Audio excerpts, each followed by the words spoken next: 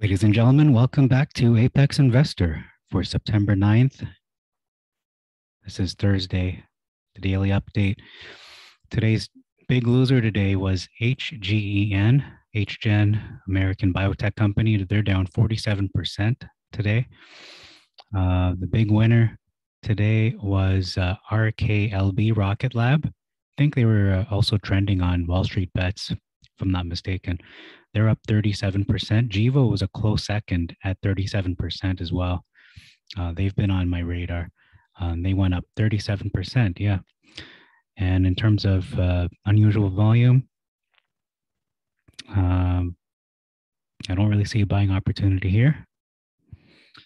Okay, we're going to move on to the trending stocks. Okay, welcome back. So with the trending stocks, we have B Square is up 14% today at 282. We have AMC is up at 48.52, and GameStop is up just a little bit at 199.18. So we're going to look a little bit closer at Metamaterials Day. What was their volume like? They finished on the positive today at 534. They were trading between 489 to 538. So it pretty much finished close to the high of the day. What I think happened here is that people bought the dip right away. They recognized this good price under $5, and they decided to buy, and that brought the stock up. And we can see in the last week, $5 is looking like a new level of support. I'm going to venture and say $4 is really your true support. Or not true support, but at least your next level of support. True support, again, is $2.80 to $3. That's your really good entry point, a really safe entry point for you. Volume was half the average today, and that's it. We're going to look at Wall Street Bets next. Okay, we have a retweet from George. He basically retweeted the interview that I had posted 2 days ago. So he's a little behind, but nonetheless, it is significant. That was a very important interview, and George seems to agree. I have to mention this post because I think it's just not disingenuous. It's just a very great image they used here, saying it's a crocodile. And I can clearly see this. Yeah, there is definitely a crocodile, even if there was no tracing outline here. I could see that as well. It's a great graph. Thank you for that laugh. Okay, here's a noteworthy post from Wall Street Bets. Somebody wrote here 3 things to stop doing that will help you lose less money. Number 1, stop buying during pumps. Basically, that's what this channel is about. It's about your entry points. We are not, I repeat, you are not to chase a stock. Don't chase a stock that is rising. In my opinion, again, I'm not a financial advisor or expert, so do what you want to do. Just take this with a grain of salt. But in my opinion, we should not be buying stocks at their all-time highs, or even GameStop at this point. A stock like Metamaterials, yeah, it's way down. That is a great opportunity at below $5. It is above 5. I would probably wait for it to go below 280 is a good entry point to $3. Again, buying at the true support level, that's what you should be doing. And just doing that step alone, buying low, which is the safest entry point possible, looking at the 52-week low, would meet this requirement of not buying during pumps. And number 2, stop consistently buying out of the money calls. I don't really meddle in options, so I'm going to ignore that. Number 3, stop being a permabull. And this is good advice because a lot of us, well, at least speaking for myself, I am not one to short a stock. I'm not a bear. Uh, I'm more of a bull. I'm a retail investor that uh, wants to see companies succeed. However, there's a big caveat that goes with that. It is the reality of the market, the stock market, is it goes through recessions or crashes, you could say, and it goes through, big booms where it reaches all-time highs. So understanding this and accepting this reality means you're not going to put all your eggs in the basket right away. So if you have, for instance, let's just say you have 100 grand, you're not going to invest all 100 grand and have that all in the market at the same time. I think the safest uh, way to conserve your wealth and kind of not make it crash proof, but at least give yourself some kind of insurance there is to put half in. So you're going to invest 50% of your money on hand. So say it's 100K, you're going to put 50K in the market. So at any time when the market crashes, because eventually it does and it will and it has, we've seen that multiple times over the last 2 decades and before that, you want to be ready to buy when everyone's panicking, when everybody's selling their stocks, be it Tesla, Google, these big time stocks, they're selling them for 50% off, 60% off, and possibly even 80% off. You want to get them at the lowest price possible. So by keeping 50% in reserve for a potential crash, or not potential, but an eventual crash, you'll be doing yourself a great favor. So that's what this channel is about. Not only about entry points, not only about identifying uh, the best stocks and the best investment opportunities before they happen, but thirdly, also to prepare yourself for anything, whether that's a stock market crash or other scenarios. So thank you for that post. That's great advice. We're going to go over to metamaterials subreddit. According to this post, the short squeeze score for Meta is 90 points. I think that's out of 100, perhaps, but they didn't include a source. So just take that with a grain of salt.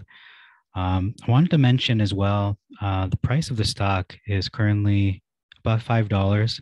So it is above $5. However, if and when metamaterials goes to double digits, say 10, 14, 16, and possibly $20 by next year, we have to understand that, we're going to see resistance. We might see the stock go back down from 10 to 4, or maybe even 20 to 10. But you have to understand what you're holding. And you have to trust in the process, trust in your patience.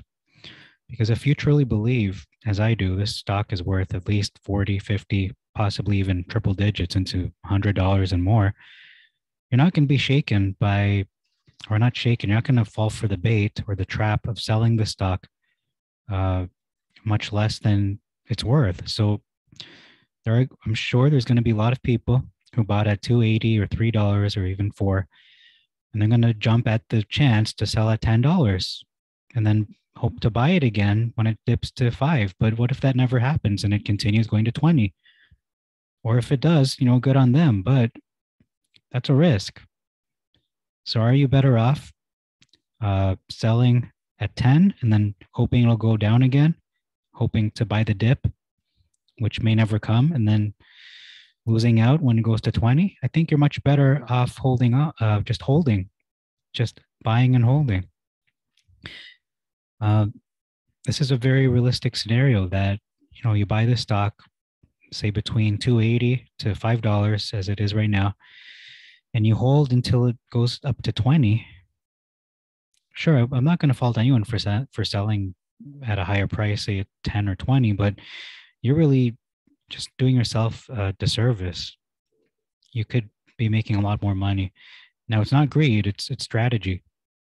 it's understanding resistance, and the resistance point is looking like 22, 23, and eventually when it goes higher due to a news catalyst, we can see it go to 30, 40, 50, possibly even 100. But I just realistically for the short term, I'm going to say 40 to 50 sounds realistic in the next year, next 1 to 2 years. And then after that, if we're looking more long term, 5 to 10 years, possibly triple digits. So it's a matter of how much you're willing to sell at, and maybe you can sell part of your shares. You don't have to sell all of them. You don't have to sell 50%. You can still sell 10% or 25 at whatever price is higher, and then you want to buy some back. I mean, everyone has their own strategy, but I just think, in my opinion, it's a much better strategy to just hold. Okay, this person is asking the question, are they going to break out tomorrow? Well, we don't really know. So let's move on to the next post. Okay, we have breaking news regarding the short borrow fee rate. The fee rate of borrowing the stock, looking at September 7th, it was 2.38%. It's been steadily rising. 349, and then it dropped down a little, 340.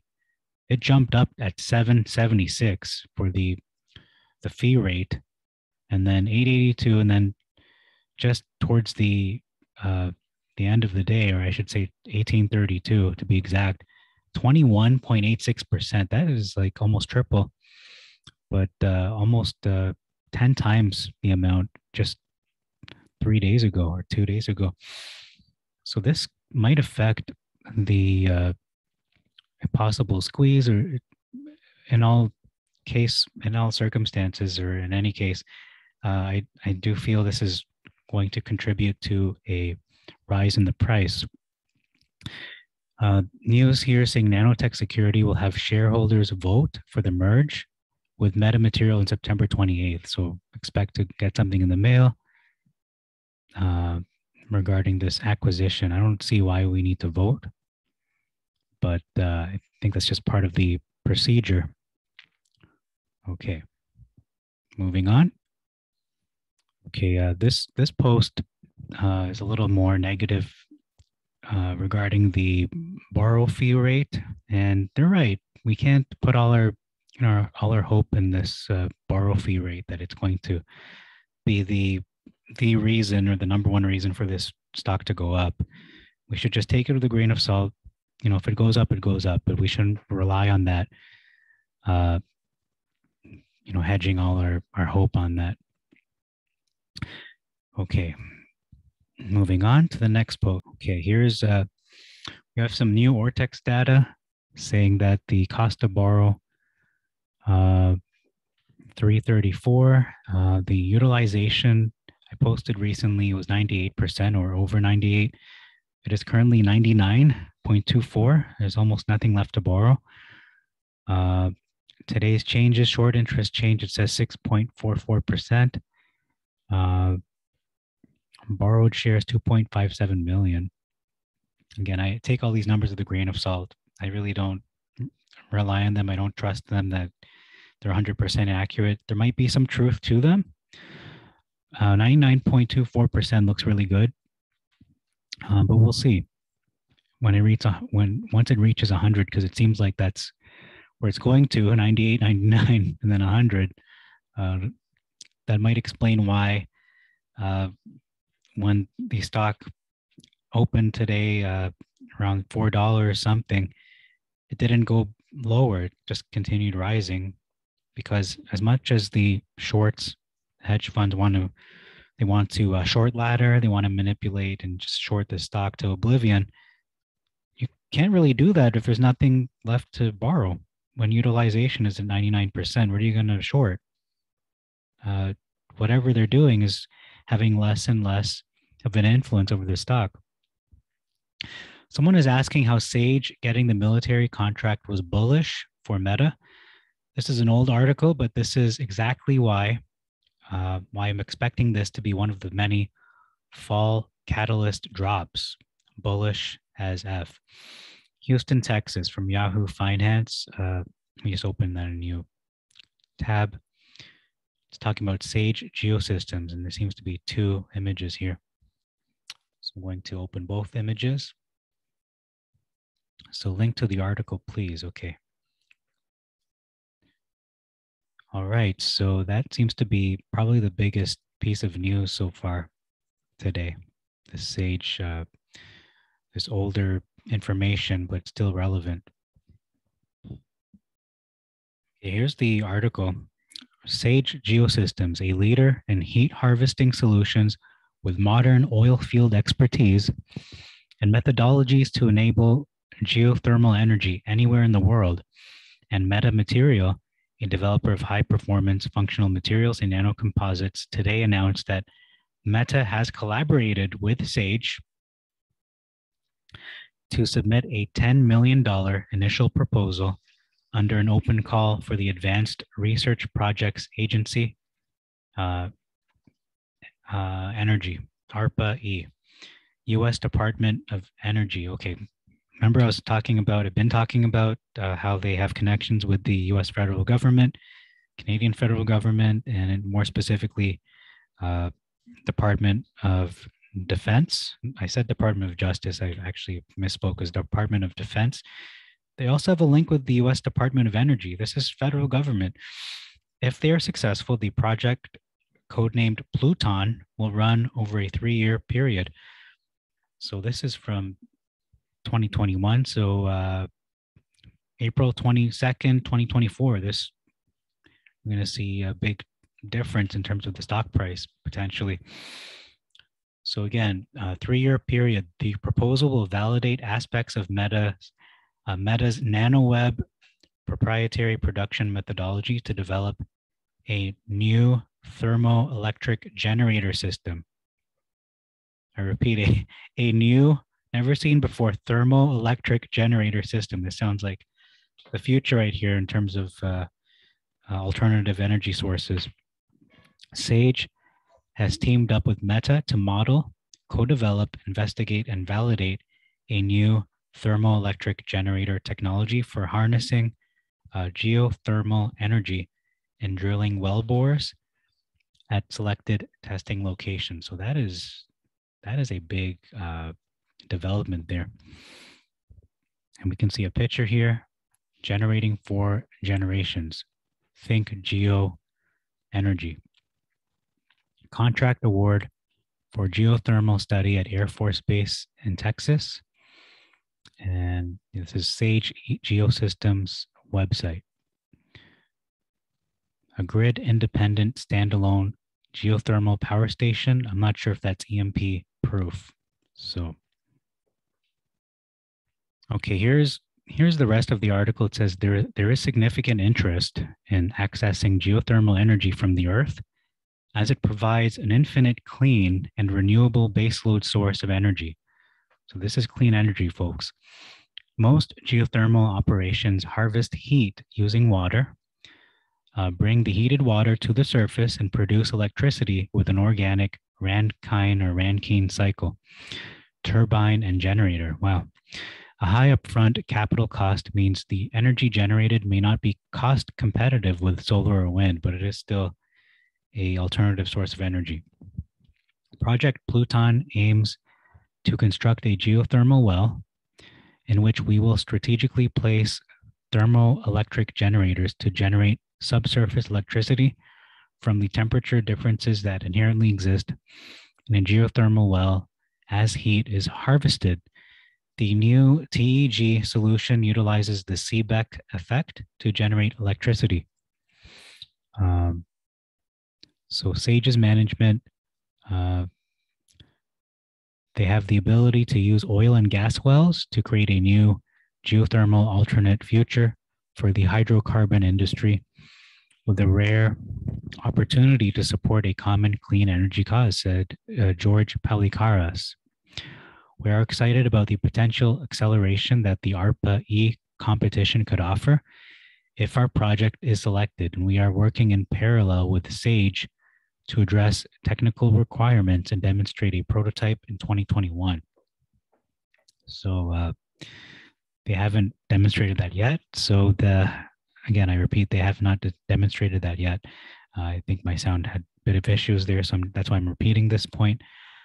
But this is a future project that could see a great effect on the stock price as well, and not just looking at the stock, but even the impact it could have on the earth and the way people consume electricity, and the impact on the environment, just having a cleaner planet to live on. Meta designs and manufactures. Okay, so that's just for people who don't know anything about them. SAGE Geosystems is a newly launched geothermal venture with over 125 years combined experience as executives in the oil and gas industry with the knowledge and skills to apply oil field technology to significantly improve the efficiency of geothermal. More information about SAGE Geosystems can be found at sagegeo.com. So that's interesting. I wonder how this SAGE will tie in with the Torchlight acquisition. Okay, and here's the article talking about the contract award for geothermal study at Air Force Base in Texas. So SAGE won this this Air Force STTR Phase 2 contract to continue the feasibility study for cost-effective geothermal systems in permanent military bases.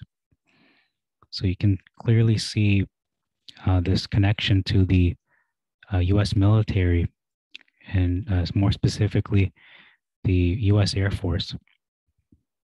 So not only, Metamaterials has multiple contracts active and also in the past with aerospace and aviation companies, but they also have a connection, although indirectly, with the U.S. Air Force as well through SAGE. Okay, moving on. Okay, I was debating reading this one, but I'm going to. It is called Stumbled Across the Short Exempt Squeeze Signal Theory. This poster writes here that the following are critical signal triggers. If these are all true, then a squeeze is imminent. Let me just read this first. Ask the following questions. If most or all of them are yes, then you might be onto something. Is utilization over 90%? For metamaterials, according to Ortex data, it is. Is short interest extremely high, over 20%? Well, according to Ortex, it is again. Number 3, is cost to borrow above 100%? No, I believe it is, what was that price, 20% or somewhere? Number 4, is a significant portion of the call options chain in the money? 10% of in the money? Well, I'm going to say no at this time. 5, are shorts down more than 100% on their position? I'm not sure. Are people talking about the stock? Yes. Does it have a lot of retail support? I would say yes, it does. And lastly, is the stock on the threshold? Yeah, that we are. Has it been longer? Yes. So the following are critical signal triggers. If these are all true, a squeeze is imminent, according to this poster. Number 1, utilization is 95% or above, and we're at 99. Short exempt volume is 3% or more for 3 consecutive days or above 10. I think we might meet this. I might be wrong. And lastly, simple moving average. The SMA is increasing at a rate of 5% daily for 3 consecutive days. And I believe the SMA is moving along. I'm not sure if it's exactly 5%, but there is a lot of signs indicating a potential squeeze. You can test this theory yourself by checking historic data on the following stocks: GameStop, AMC, and between these dates too.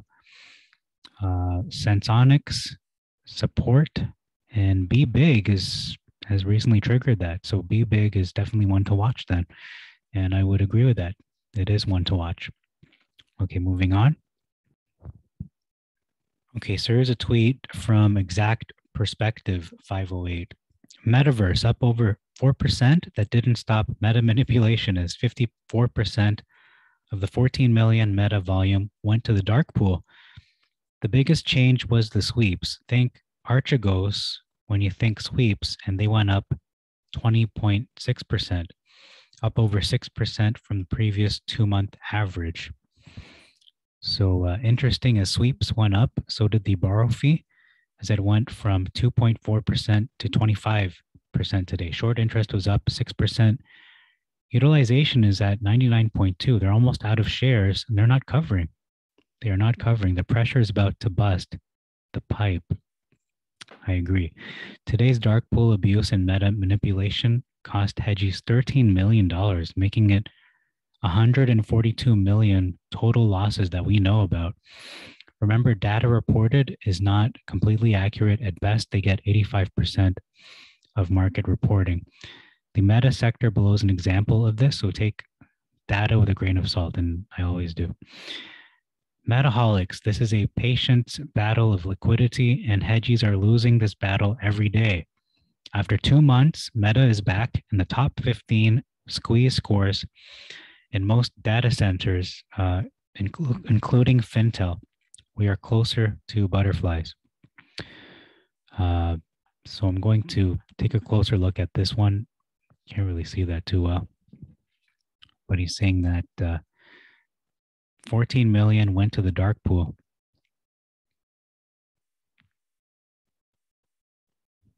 Okay, let's see if we can zoom in a little bit here. Okay, so I don't fully understand what the dark pool means, but I'm just going to make an assumption and say that when they're short laddering, as the shorts hedgies do, that amount or the shares that they're trying to hide from the public, I suppose, are going into the dark pool. They're putting these secret stocks, these naked shorts into under other ticker symbols. I mean, we saw that with GameStop and AMC when they used XRT as one of those vehicles. So I believe that's what's happening here. And they're saying 54% of the total volume just today. And over the past 20 days, the average dark pool volume has been 57%. So we're looking at 57% of the total shares that it seems to be are just not accounted for. So when that catches up to them, this stock is going to double at least. So from 5 whatever to 10 whatever, but at least $10 just based on this alone. Okay, so that's just my best educated guess for now. So we're gonna look at the last 5 posts and see what they have here. The success story of Seki, Sui, and Meta. There's a lot of S's there. Seki Sui uses Meta's mature metamaterial technology to improve communication infrastructures. Plug and Play's batch startup. Meta joined forces with Seki, a leading global manufacturer of high-performance plastics, integrating Meta's metamaterial and Seki Sui's advanced plastic product solves the pressing issue of 5G or 6G indoor connectivity. The Innovation Partnership Success Stories is a series that focuses on, okay, when did this happen? November 2019, according to this poster. In December 2019, they had their first private follow-up meeting, spring 2020, that they continued their relationship there, September to December. They ran material tests, February 2021, presenting the results. And March 2021, Seki, Sui, and Meta launched their website and announcement of the collaborative relationship. And a commercial deal is in preparation. That's going to be pretty big once that gets announced. Yeah. So I'm going to move on to the next one. Unboxing Samsung's mind-bending new display. Okay, we're not sure if this is meta material or not. So I'm not going to put a lot of faith in that. Just letting my portfolio take the wheel.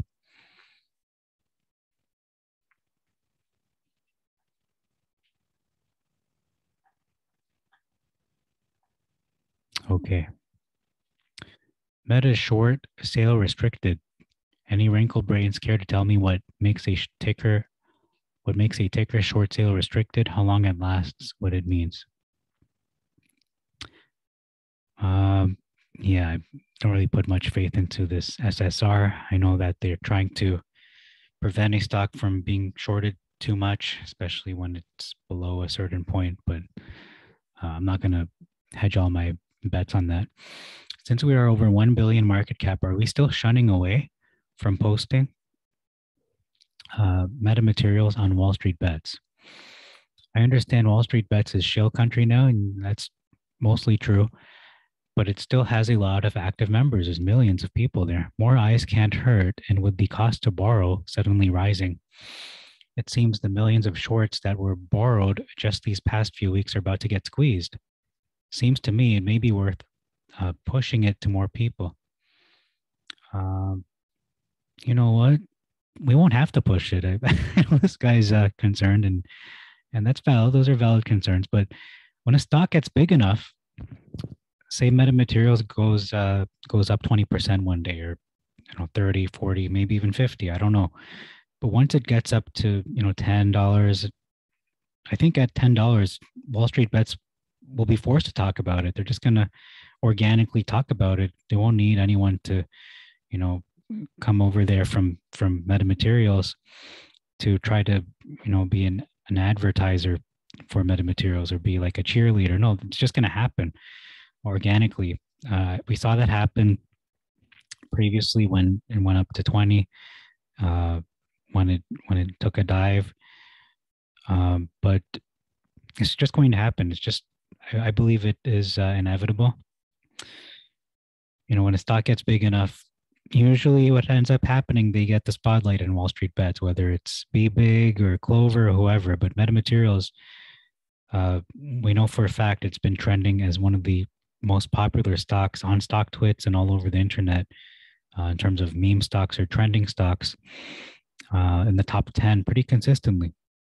So it's just common sense that it will be on the front page of Wall Street Bets among the top 10 posts.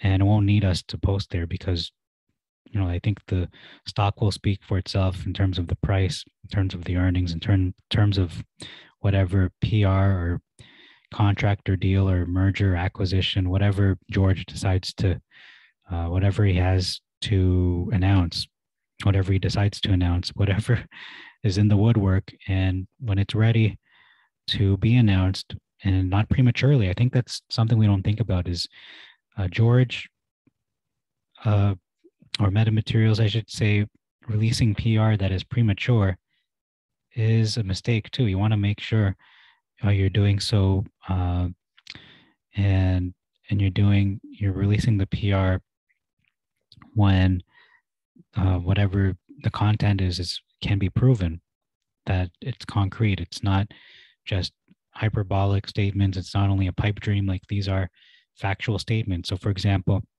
I'm just going to throw something out there. Let's just say metamaterials announces exclusivity with Volkswagen, and we'll just say it's $100 million contract. Or another example is metamaterials signs a 5-year exclusive deal to exclusively make Samsung's foldable phones for contract is worth, I don't know, 100 million. Let's just use the same number. So those kinds of PR statements, notice how I worded it. They are done. They're complete. It's not just a rumor being pushed around, in the rumor mill saying, oh, we might have a deal, so Meta may have it. No, you're not going to leave it open for debate or speculation.